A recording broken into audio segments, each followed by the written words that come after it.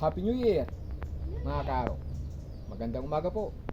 January 2, 2024. Isang bagong taon, bagong pananaw, bagong pag-asa.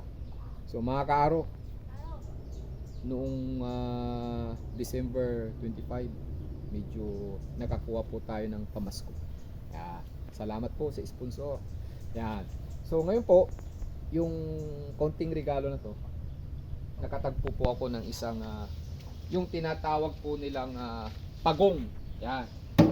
Turtle killer kana yung pagong. So ito po yung traktor na gawang Pilipino. Turtle, pagong.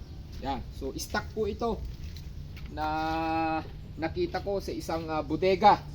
Yan, actually hindi bodega kundi sa ilalim ng puno ng mangga na ibinalik ko rin po siya sa ilalim ng mangga. Ito po puro tayo po niya ng manok kasi hindi na po ginagamit nung may-ari. Yan. So, ito subukan po natin siya muli. Bigyan ng buhay ang pagong na to. Bagamat wala pa po akong makina to follow kung may mag-i-sponsor po uli. sana nga po. Yun, pero ito sa susunod na cropping siguro magagamit ko na to. Pero ang gagawin ko po muna sa ngayon ay dahil medyo kinakain siya ng lupa o ng kalawang, kaya pinapaklas po at pipinturahan po para naman medyo magkaroon ng buhay muli ang pagong na to. Yan. Kasi po,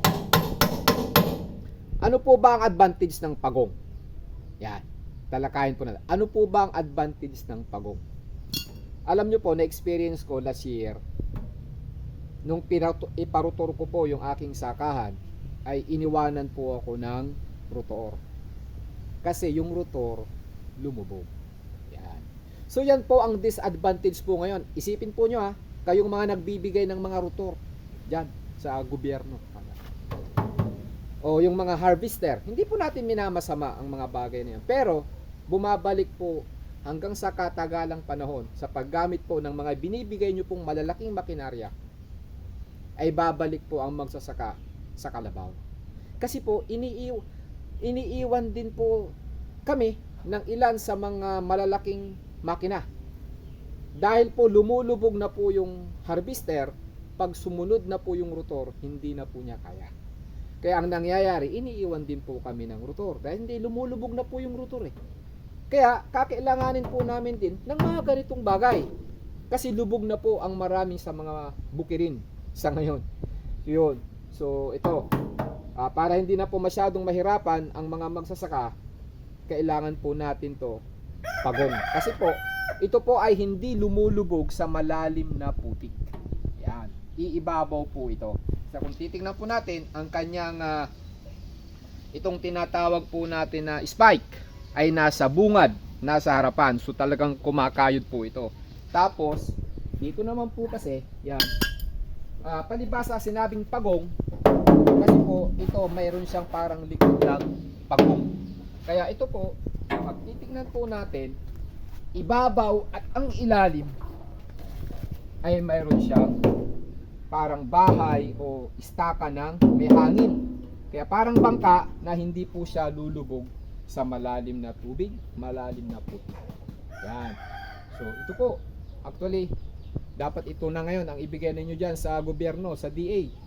Ito na po ang ibigay nyo sa mga magsasaka at sigurado mapapakinabangan po ng mas maraming magsasaka. So, yun na po, ito, medyo may mga kalakalawang na po ito. Kaya, sabi ko nga po, lilinisin, pipinturahan ng primer. Kasi nga po, stock po ito na nabili ko o nakatenga na lang po ito sa isang magsasaka dahil hindi na nga po niya nagagamit. So yan po mga kaaro, ito ang kahalagahan ng pagong. So muli, isang magandang umaga. Sa mga susunod na araw, makikita po ninyo kung paano mag-ooperate ang pagong na ito. Yan. Yan. At makikita nyo rin po balang araw kung paano ang pagong na ito ay magagamit na rin sa paghatak. Lalagyan na rin po yan ng trailer. Yan. Kasi po sa ngayon ganito lang po ang pagong na ito. Yan. Muli, magandang umaga mga kaaro. Ito po ang inyong kaarong magsasaka na kung minsan nangingialam sa politika at naghahayag ng salita. To God be the glory. Mabuhay. Bye bye.